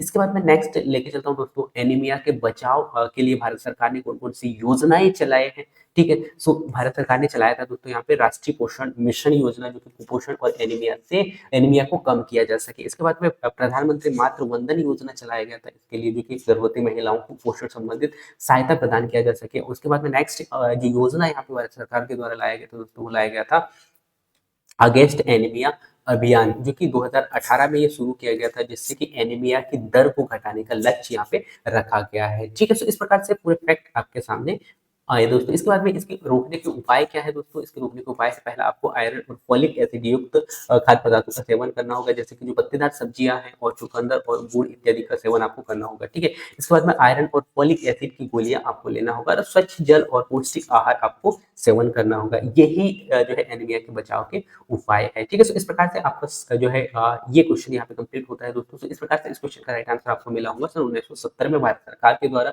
जो है रक्तलापता रोग निरोधक कार्यक्रम यहाँ पे लाया था, ठीक है। सो कब लाया था? तो 1970 में, ठीक है। सो ये आपको यहाँ पे याद रखना है दोस्तों, ठीक है। सो इस प्रकार से पूरा क्वेश्चन आपका यहाँ पे क्लियर हुआ और ये पूरा टॉपिक ही मैंने यहाँ पे क्लियर कर दिया दोस्तों। एनीमिया से रिलेटेड भी जितने भी फैक्ट जो है आ सकते थे और जहाँ से क्वेश्चन पूछा जा सकता था, उन सब पॉइंटों को आपके सामने रखा है। इसके बाद नेक्स्ट अगला क्वेश्चन आपके स्क्रीन पे आ चुका है कि कई महिलाओं को थोड़ी उबकाई या उल्टियाँ या मॉर्निंग सिकनेस जिसे कहा जाता है, वो यदि होती है, जो कि विशेष रूप से खालिस्तान के दौरान होती है, ये आपको बताना है दोस्तों। क्वेश्चन को मैं पुनः फिर से रिपीट करता हूँ कि क्वेश्चन आप समझ नहीं पाए होंगे कि कई महिलाओं को क्या होता है दोस्तों, कई महिलाओं को थोड़ी उबकाई या फिर उल्टी या मॉर्निंग सिकनेस होती है, जो विशेष रूप से खालिस्तान के दौरान होती है। कब होती है? क्या गर्भवती महिलाओं यानी कि गर्भावस्था के दौरान होती है, गर्भावस्था से पहले होती है, या फिर गर्भावस्था से 1 से 3 महीने बाद होती है, गर्भावस्था के 4 से 6 महीने बाद होती है, या फिर गर्भावस्था के 6 से 9 महीने बाद होती है, ये आपको यहाँ पे बताना है, ठीक है। सो सबसे पहले तो मैं कुछ महत्वपूर्ण फैक्ट आपको यहाँ पे देखने को मिल रहे हैं, इनसे पहले रूबरू कराता हूँ। क्या है ये मॉर्निंग सिकनेस, ठीक है। तो इसका अर्थ क्या होता है दोस्तों? गर्भावस्था के दौरान जो है शुरुआती महीने में जो है पतली जो है मतली और उल्टी का महसूस कहीं न कहीं महिलाओं में ये देखने को मिलता है, ठीक है। सो मॉर्निंग सिकनेस क्या होता है गर्भवती के दौरान, यानी कि गर्भावस्था के दौरान शुरुआत में महिलाओं को जो है शुरुआती महीने में अ, जो है मतली या हम कह सकते हैं कि उल्टी महसूस होता है, और यह गर्भावस्था के पहले यानी कि गर्भावस्था के पहले 3 महीने यानी कि हम कह सकते हैं कि पहले 3 महीने में होता है, ठीक है? यानी कि पहले 3 महीने फर्स्ट 3 महीने से पहले होता है, और ये इसमें सबसे अधिक जो है कहीं न कहीं ये हमें देखने को मिलता है, ठीक है? सो ये याद रखना है दोस्तों, ठीक है? यानी कि गर्भावस्था से पहले होता है, ठीक है? सो ये आपको याद रखना है कि गर्भावस्था के दौरान यानी गर्भावस्था से पहले 3 माह पहले लगभग ये हमें देखने को मिलते हैं, जिससे कि मतलब उल्टी का जो महसूस है वो जो है गर्भवती महिलाओं में सामान्यतः देखने को मिलता है। और इसका मुख्य कारण जो है दोस्तों हार्मोनल परिवर्तन के कारण होते हैं, जिसमें कि एस्ट्रोजन और एचसीजी का जो स्तर है कहीं न कहीं यहाँ पे इसका वृद्धि हो जाता है। ठीक है? तो ये फैक्ट भी आपको याद रखना है। क्या है कि मैंने आपको बता दिया, क्योंकि ये जो है ये कब होता है? सो गर्भावस्था के यानी कि पहले होता है। ठीक है? सो इस प्रकार से इस क्वेश्चन का राइट आंसर तो मिल गया, लेकिन और कुछ महत्वपूर्ण फैक्ट थे जो कि आपको पता होना चाहिए, वो भी मैंने आपको बता दिया कि इसका मुख्य कारण क्या है। तो इसका मुख्य कारण यही है कि इसमें क्या होता है कि इस समय हार्मोनल परिवर्तन, हार्मोनल चेंजेस यहाँ पे होते हैं, जिससे कि एस्ट्रोजन और एचसीजी जैसे जो हार्मोन्स में यहाँ पे वृद्धि होना शामिल हो जाता है। ठीक है? यही कारण है कि जो है गर्भावस्था के शुरुआत में जो है ये जो है इस प्रकार की जो समस्या है, या इस प्रकार के जो उल्टी या फिर मतली की जो समस्या है वो हमें देखने को मिलती है। ठीक है? सो ये आपको याद रखना है दोस्तों। इसके बाद में हम यहाँ पे समझते हैं मॉर्निंग सिकनेस के लक्षण क्या-क्या है। सो पहला तो आपको याद रखना है इसके लक्षण क्या होते हैं दोस्तों, सुबह उठने के बाद उल्टी या फिर मतली का महसूस होना लगता है, और कम भूख लगना, और साथ ही साथ खाने की इच्छा ना होना ये होता है, और तेज गंध यानी कि गंध से मतली आना स्टार्ट हो जाता है। ठीक है? और उसके बाद में जो है थकान और चक्कर आना यहाँ पे शुरू हो जाता है। ठीक है? तो इस प्रकार से मुख्य लक्षण है, थकान यदि आ रहा है, या फिर तेज गंध या मतली आ रहा है, या भूख कम लग रहा है, या फिर सुबह उठते समय की उल्टी या फिर मतली आ रहा है, तो कहीं न कहीं मॉर्निंग सिकनेस के ये लक्षण कहलाते हैं। ठीक है? तो ये आपको याद रखना है। और इसके राहत कैसे मिला, यानी कि राहत कैसे पा सकते हैं दोस्तों? तो सबसे पहले तो आपको अदरक और नींबू का सेवन करना चाहिए। ठीक है? सो इस प्रकार से आप जो है महिलाओं को सेवन करा सकते हैं। इसके बाद में जो है दिन में बार-बार जो है थोड़ा-थोड़ा खाना खिला सकते हैं। इसके बाद में जो है खूब पानी पीना और हाइड्रेशन जो सॉरी हाइड्रेट रहना होगा। इसके बाद में जो है मसालेदार और जो तेलिया भोजन से बचना चाहिए। तेली जो भोजन है, जो कि उल्टी का ख़ास कारण बनता है, उनसे बचना चाहिए। तो ये मुख्यतः जो इसके राहत के फैक्ट हैं, वो मैंने आपको यहाँ पे बता दिया उपाय, ठीक है? और इसके बाद में कुछ महत्वपूर्ण फैक्ट आपके सामने रखता हूँ गर्भावस्था के, ठीक है? सो पहला जो अवस्था होता है साथियों, वो होता है तिमाही, यानी कि 1 से 3 माह का, जिससे मॉर्निंग सिकनेस सबसे अधिक होता है दोस्तों इसमें, है ना? सो पहला जो है 3 माह यानी कि 1 से 3 माह का जो समय होता है, वो सिखाया जाता है। इसमें क्या होगा कि मॉर्निंग सिकनेस की जो समस्या है, यहाँ पे बहुत अधिक देखने को मिलता है। इसके बाद में जो दूसरा जो स्टेज आता है दोस्तों, दूसरा तिमाही, यानी कि 4 से 6 माह के बीच में जो मॉर्निंग सिकनेस की जो प्रक्रिया है, या इसकी जो समस्या कहीं न कहीं यहाँ पे कम होने लगती है। और तीसरी जो तिमाही जो आता है दोस्तों, तीसरा तिमाही, जो कि 7 से 9 माह का होता है, इसमें पेट में भारीपन और थकान यहाँ पे अधिक होना स्टार्ट हो जाता है। सो इस प्रकार से पूरे फैक्ट मैंने आपके सामने रखा दोस्तों। इसके बाद में हम यहाँ पे देखते हैं भारत सरकार के द्वारा कौन-कौन सी प्रमुख योजनाएँ चलाए गए हैं, क्योंकि योजनाओं से बहुत ज़्यादा क्वेश्चन पूछे गए हैं, इसीलिए मैंने हर क्वेश्चन में एक-एक योजना जो है भारत सरकार के द्वारा उस क्वेश्चन से रिलेटेड योजनाएँ भारत सरकार ने चलाए हैं, उनको भी मैंने आपके सामने ऐड ही किया है हर क्वेश्चन में, ठीक है?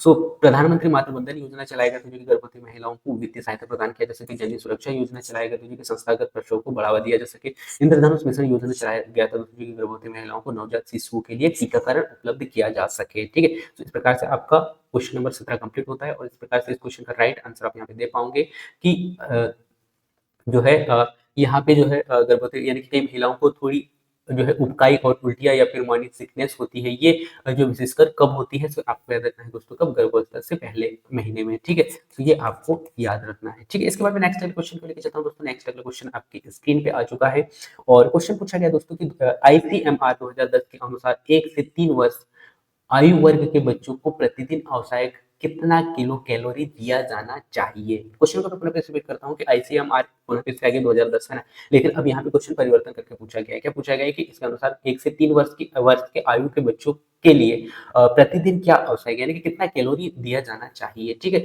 यदि आपने पहले वाला क्लास देखा होगा, तो इस क्वेश्चन का आंसर बहुत ही ईज़िली आप दे पाओगे, जिसमें कि ऑप्शन दिया गया दोस्तों, पहला 2100 कैलोरी, 1800 कैलोरी, 1990 कैलोरी, इसके बाद में 1060 कैलोरी, यानी कि 1060 कैलोरी, किलो कैलोरी, ठीक है? तो किलो कैलोरी आप देख लीजिएगा, ठीक है? सो इससे पहले कुछ महत्वपूर्ण फैक्ट मैं आपके सामने रखता हूँ। सो 2010 के अनुसार जो है दोस्तों, 1 से 3 वर्ष के जो बच्चे जो होते हैं, उनको प्रतिदिन 10 यानी कि 1060 किलो कैलोरी की आवश्यकता होती है। और इससे पहले वाली क्लास में मैंने पूरा पूरा डिटेल से बताया दोस्तों कि स्वस्थ महिला के लिए कितना होना चाहिए, गर्भवती महिला के लिए कितना होना चाहिए, स्वस्थ व्यक्ति के लिए कितना होना चाहिए, ठीक है? और बच्चों के लिए कितना होना चाहिए। इस प्रकार से मैंने बहुत ही डिटेल से एक्सप्लेन किया है, ठीक है? वो देख लीजिएगा एक बार। सो पहले तो आपको याद रखना, 2010 के अनुसार जो है 1 से 3 वर्ष के जो बच्चे जो होते हैं, उनको प्रतिदिन कितना होना चाहिए, 1060 यानी कि 1060 किलो कैलोरी की आवश्यकता होती है।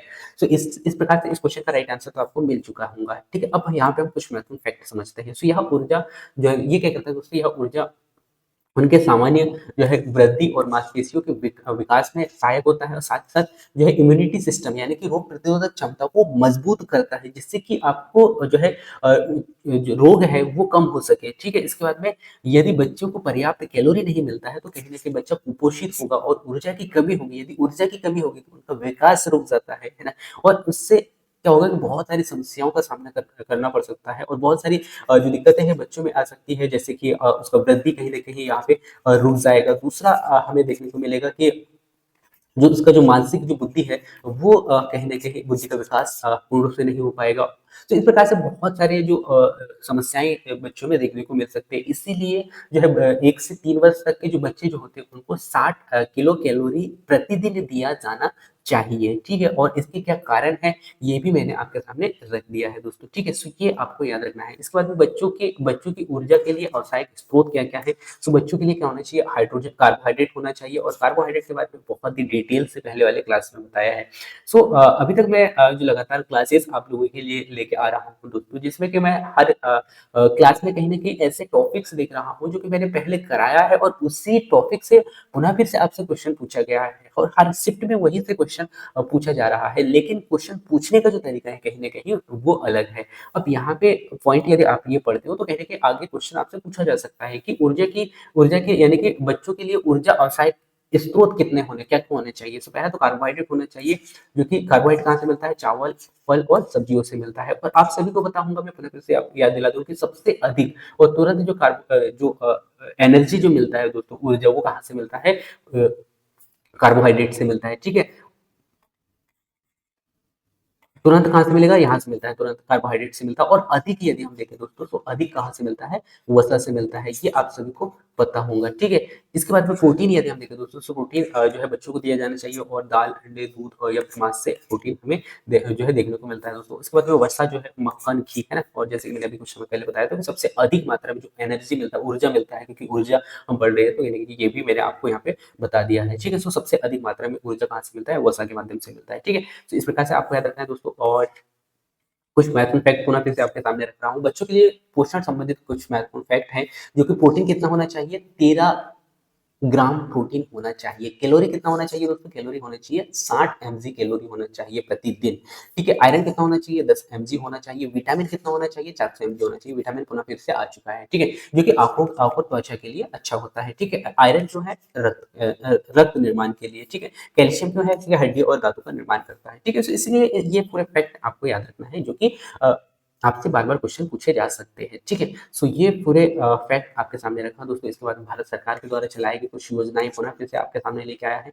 और ये योजनाएं दोस्तों, एकीकृत बाल विकास सेवाएं, सॉरी, एकीकृत बाल विकास सेवा, जो कि भारत सरकार के द्वारा चलाया गया था। और ये आंगनबाड़ी केंद्रों के माध्यम से बच्चों को पूरा पोषण उपलब्ध किया जा सके, इसलिए ये चलाया गया था। उसके बाद में मिड डे मील योजना आया था, जो कि भारत सरकार ने ये चलाया था, जो कि स्कूल में बच्चों को जो है पौष्टिक भोजन उपलब्ध करा सके। ठीक है, उसके बाद में राष्ट्रीय पोषण मिशन आया दोस्तों, जो कि बच्चों में कुपोषण को कम किया जा सके। ठीक है, सो ये फैक्ट मैंने आपके सामने रखा है दोस्तों। ठीक है, सो ये आप देख लीजिएगा। और यदि योजनाएं वाला कोई क्लास यदि मैं लेके आता हूँ, तो उसमें पूरे योजनाओं को के बारे में बता दूंगा दोस्तों, कि ये योजना कब स्टार्ट किया गया। वैसे एक क्लास इस चैनल में अपलोड है, पर शायद वो आपको ढूंढना पड़ सकता है, इसलिए मैं बहुत ही जल्द योजनाओं से रिलेटेड नेक्स्ट अगला क्लास लेके आने वाला हूँ, so उसको आप देख सकते हैं। फिर वैसे जो क्वेश्चन से रिलेटेड जो योजनाएं भारत सरकार ने चलाया है दोस्तों, उन सभी को मैं क्वेश्चन के आधार पर रख रहा हूँ, जिससे कि आप क्वेश्चन को बहुत ही अच्छा से समझ पाओ। ठीक है, सो इस प्रकार से इस क्वेश्चन का राइट आंसर आपको मिल चुका होगा दोस्तों, कितना होना चाहिए। सो जो 1 से 3 वर्ष के जो बच्चे जो होते हैं ना दोस्तों, उनको कितना चाहिए, 10-16, है ना, यानी कि 1060 किलो कैलोरी होना चाहिए। ठीक है, सो ये आपको याद रखना है दोस्तों। ठीक है, इसके बाद में नेक्स्ट अगला क्वेश्चन आपके स्क्रीन पे आ चुका है दोस्तों। और ये क्वेश्चन है, क्योंकि ट्यूबरकुलोसिस यानी कि टीबी एक संक्रामक रोग है, जो कि खालिस्तान नामक बैक्टीरिया के कारण होता है। अब यदि आप क्वेश्चन को बहुत, यानी कि हर एक क्वेश्चन को बहुत ही डिटेल से समझ आ रहे हो और एक एक पॉइंट को समझ रहे होंगे, तो कहीं ना कहीं आप ट्यूबरकुलोसिस के, यानी कि ट्यूबरकुलोसिस एक संक्रामक रोग है और किस बैक्टीरिया के कारण होता है, वो भी आप यहाँ पे बता पाओगे। ठीक है, तो जिसमें कि ऑप्शन है दोस्तों, माइक्रो सॉरी माइकोबैक्टीरियम ट्यूबरकुलोसिस, या फिर माइकोबैक्टीरियम मेरियनम। नेक्स्ट ऑप्शन है दोस्तों, माइक्रोबैक्टीरियम पेक्युएटम। और नेक्स्ट ऑप्शन, फोर्थ ऑप्शन है माइकोबैक्टीरियम चेलोनी, है ना। So, इस इन ऑप्शनों में से आपको राइट आंसर बताना है। इससे पहले कुछ महत्वपूर्ण फैक्ट आपके सामने रखता हूँ कि टीबी क्या है। यह एक संक्रामक रोग है दोस्तों, जो कि मुख्य रूप से फेफड़े को प्रभावित करता है। ठीक है, so पहला पॉइंट तो आपको याद रखना है कि जो ट्यूबरकुलोसिस, ये आप कह सकते हैं कि जो टीबी है, मनुष्य को एक किस अंग को प्रभावित करता है, सो आपको याद रखना है फेफड़े को प्रभावित करता है। ठीक है, और यहाँ किस बैक्टीरिया के कारण होता है, सो आपको याद रखना है दोस्तों, किस बैक्टीरिया के कारण होता है। तो ये भी आपको याद रखना बहुत ही जरूरी है, माइक्रोबैक्टीरियम ट्यूबरकुलोसिस के कारण होता है। और इससे पहले वाली क्लास में मैंने आपको बताया था कि किसके कारण होता है, तो माइक्रोबैक्टीरियम ट्यूबरकुलोसिस के कारण होता है। ठीक है, तो इस प्रकार से इस क्वेश्चन का राइट आंसर तो आपको मिल चुका होगा। लेकिन आपको इतने में ही संतुष्ट नहीं होना, आपको तो और फैक्ट चाहिए ना, क्योंकि ये क्वेश्चन दोबारा नहीं आ सकता है, इससे रिलेटेड क्वेश्चन पूछा जा सकता है।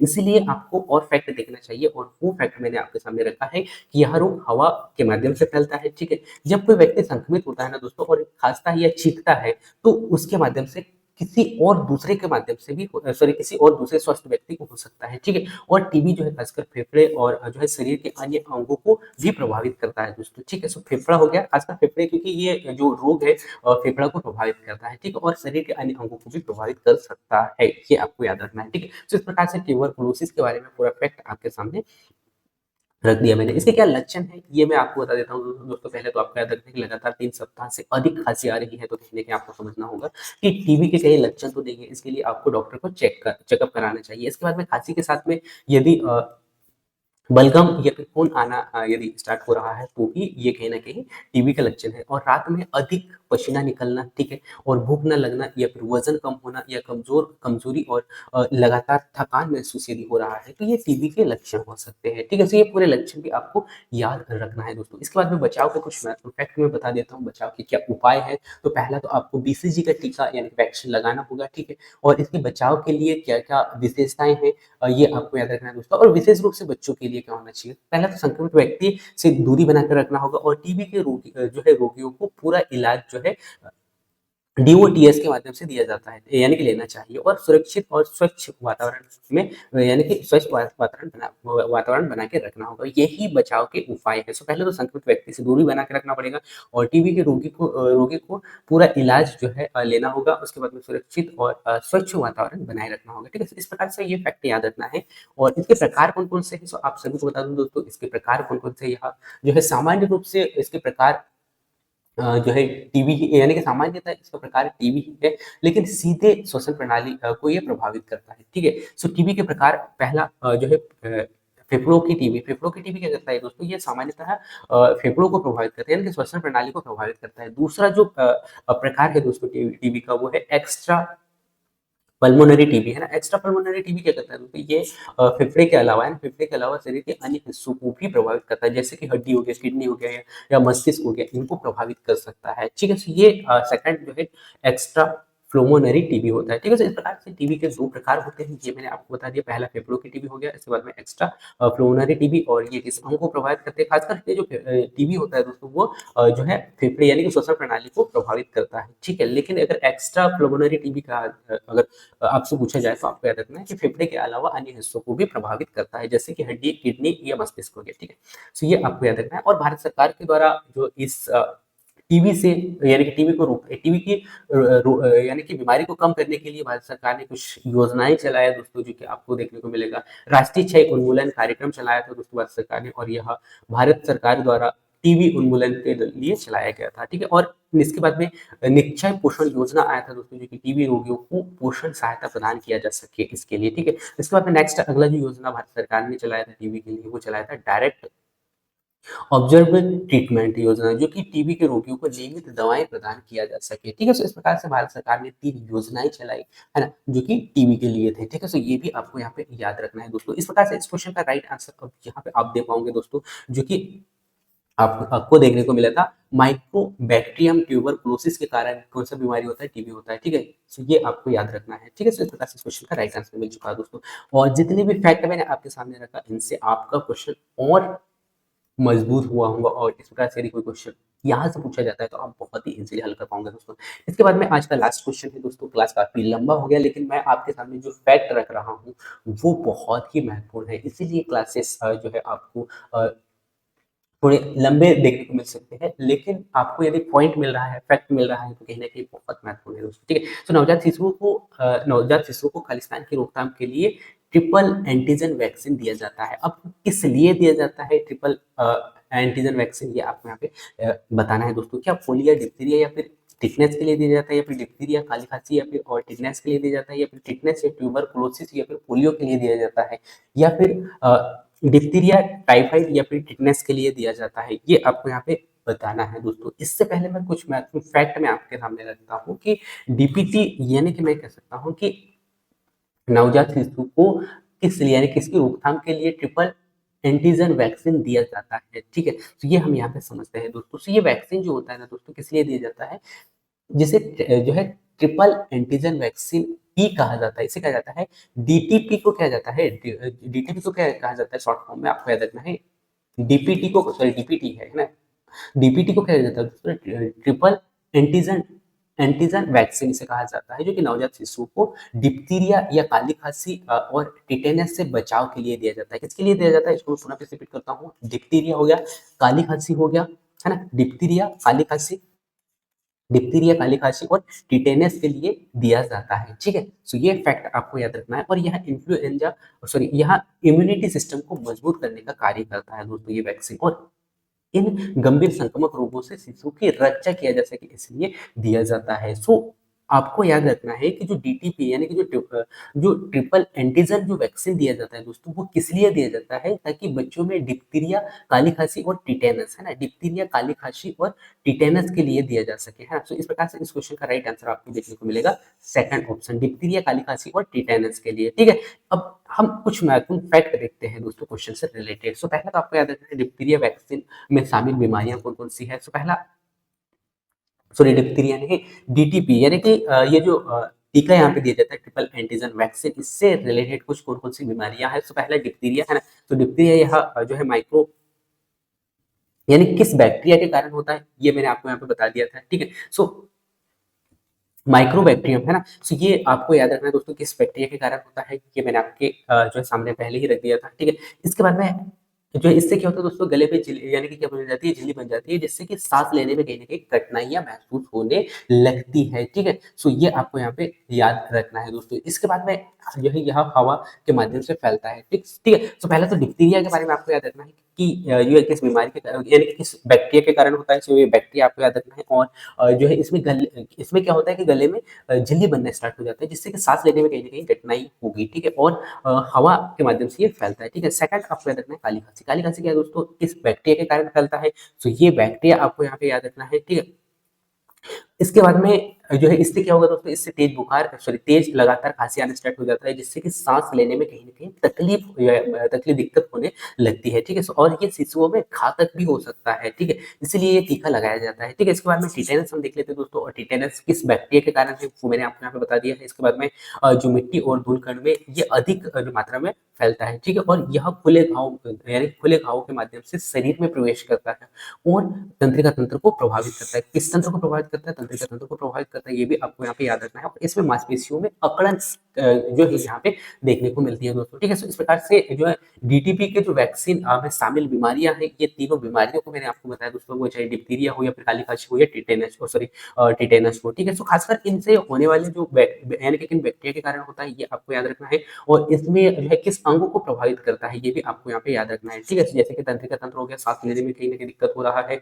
और इसमें भी सांस लेने में दिक्कत हो रही है डिप्थीरिया में। ठीक है, इस प्रकार से फैक्ट मैंने आपके सामने रखा है, और इसका कंप्लीट पीडीएफ आपको इसी वीडियो के डिस्क्रिप्शन में मिलेगा। सो वहां से जाकर आप डाउनलोड करके इस वीडियो को इस वीडियो को आप अच्छा से देख सकते हो। तो संबंधित कुछ फैक्ट आपके सामने फिर से रखता हूँ। डीपीटी वैक्सीन कब और कितनी बार लगाया जाता है। सो पहला जो लगाया जाता है दोस्तों, वो लगाया जाता है 6 सप्ताह की आयु में, है ना। कब लगाया जाता है, पहला 6 सप्ताह की आयु में लगाया जाता है। दूसरा जो खुराक दिया जाता है दोस्तों, वो दिया जाता है 10 सप्ताह की आयु में। इससे वाले पहले वाले क्वेश्चन में जो है बहुत सारे काफी क्वेश्चन ऐसे बने हैं दोस्तों कि जो पहला जो खुराक है या पहला टीका कब दिया जाता है। सो बच्चों के जो डीपीटी का जो टीका है दोस्तों, वो दिया जाता है 6 माह यानी कि 6 सप्ताह की आयु में। ठीक है, इसके बाद में दूसरा खुराक जो है 10 सप्ताह की आयु में दिया जाता है, और तीसरा जो खुराक है दोस्तों, वो दिया जाता है 14 सप्ताह की आयु में। ठीक है, और इसी प्रकार बूस्टर डोज जिसे कहा जाता है तीसरा सप्ताह के बाद में, यानी कि तीसरा खुराक के बाद में वो दिया जाता है दोस्तों 6 से 24 महीने बाद, और लगभग 5 से 6 वर्ष की उम्र में दिया जाता है। ठीक है, तो इस प्रकार से ये फैक्ट आपको याद रखना है, जो कि यहाँ से भी क्वेश्चन आपसे पूछे जा सकते हैं 99%। ठीक है, तो इसीलिए मैंने इनको आपको बता दिया है दोस्तों। ठीक है, इसके बाद हम यहाँ पे देखते हैं इसके जो है इस वैक्सीन का महत्व क्या है, क्योंकि यह जो है शिशुओं को गंभीर संक्रामक रोग से बचाता है, और यह यूनिवर्सल जो है इम्यूनाइजेशन प्रोग्राम के तहत ये मुक्त रूप से चलाया गया था, है ना, मुक्त रूप से दी जाती है, इसीलिए ये महत्वपूर्ण होता है दोस्तों। और यह बच्चों की जो है मृत्यु दर को कम करने में मदद करती है। ठीक है, सो इस प्रकार से हमारा जो क्वेश्चन यहाँ पे कंप्लीट होता है दोस्तों। और कुछ महत्वपूर्ण कार्यक्रम भारत सरकार ने चलाया इसके लिए, वो भी मैं आपके सामने रख देता हूँ दोस्तों। जैसे कि आप यहाँ पे देख पा रहे होंगे, यूनिवर्सल इम्यूनाइजेशन प्रोग्राम जो है भारत सरकार ने ये चलाया था, जो कि बच्चों और गर्भवती महिलाओं के लिए ये था। इसके बाद में इंद्रधनुष इसी के तहत हमें देखने को मिला था, जो कि 2014 में भारत सरकार ने लाया था। और इसमें टीकाकरण कवरेज बढ़ाया जा सके, इसके लिए यह योजना खासकर लाया गया था दोस्तों। और इसमें जो नेक्स्ट अगला जो भारत सरकार ने चलाया था दोस्तों, वो चलाया था इन जो है चलाया था इंटेसिफाइड, है ना, इंटेसिफाइड मिशन इंद्रधनुष, यानी कि ये 2017 में भारत सरकार ने लॉन्च किया था दोस्तों, जो कि जिससे कि सभी बच्चों तक टीकाकरण पहुँचाया जा सके, ठीक है? सो इस प्रकार से भारत सरकार ने जो योजनाएँ यहाँ पे लाए दोस्तों, उनके बारे में मैंने आपको बताया। सो इस प्रकार से इस क्वेश्चन का राइट आंसर अब आप यहाँ पे बता पाओगे डिप्थीरिया, कालिखाशी और टिटेनस के लिए जो है नवजात शिशु को ट्रिपल एंटीजन दिया जाता है, कब दिया जाता है, क्यों दिया जाता है, ये पूरे डिटेल से मैं आपके सामने पूरे पॉइंट रखा दोस्तों। से इस प्रकार से ये क्लास यहाँ पे कंप्लीट होता है दोस्तों। सो मैं उम्मीद करता हूँ कि इस क्लास को आपने बहुत ही अच्छा से देखा होगा और आगे आने वाली क्लासेसों को भी आप लगातार देखते जाइए दोस्तों, क्योंकि पूरे क्लास में मैंने पूरा 100% मैं यही कोशिश कर रहा हूँ कि मैं आपको ज़्यादा से ज़्यादा फैक्ट दे सकूँ और वही फैक्ट दूँ जो कि एग्ज़ाम के लिए बहुत ही महत्वपूर्ण है और कम समय में आपको वही पढ़ना चाहिए दोस्तों जो कि आपके लिए बहुत ही वेरी वेरी इंपॉर्टेंट हो, जो कि एग्ज़ाम में पूछे जा सकते हैं। सो पूरे क्लास में इसी प्रकार से फैक्ट, इसी प्रकार का कंटेंट आपको देखने को मिल रहा है। सो कहीं न कहीं आपको आपके एग्ज़ाम में बहुत हेल्प करेगा। और यदि आप टेस्ट लगातार लगा रहे होंगे तो इस क्लास को देखने के बाद में आप देखोगे कि आपने इस क्लास से क्या पाया है ना? सो ये क्लास काफ़ी मेहनत से बनता है और कहीं न कहीं आप इन क्लासेसों का लाभ उठाएँ दोस्तों, क्योंकि पूरे कंटेंट और पूरा जो पीडीएफ है या पूरा मटेरियल आपको फ्री में मिल रहा है। सो कहीं न कहीं आपको बहुत हेल्प मिल सकता है। सो इसी प्रकार देखते रहिए और मिलते हैं नेक्स्ट अगली क्लास में, तब तक जय हिंद, वंदे मातरम। So thank you for watching.